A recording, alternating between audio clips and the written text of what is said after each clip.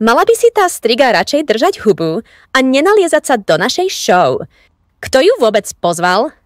Asi ju vyhľadali. Idem za režisérom.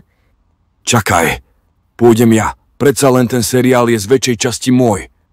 Ha, počkaj, veď v názve som aj ja. Tak pôjdeme obaja.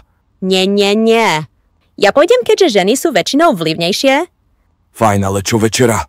Niečo na var na YouTube je plno videí o varení. Čau. Ale... No, chápem, že žiarlite. Ale to naozaj nebude fungovať?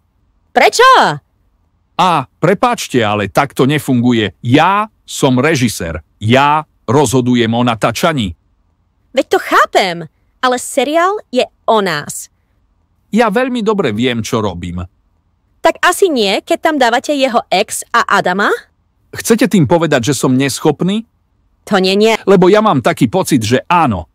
Ale ja som to tak nemyslela.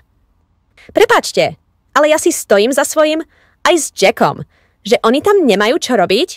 Za mňa má Sara veľkú rolu v seriáli ako ex.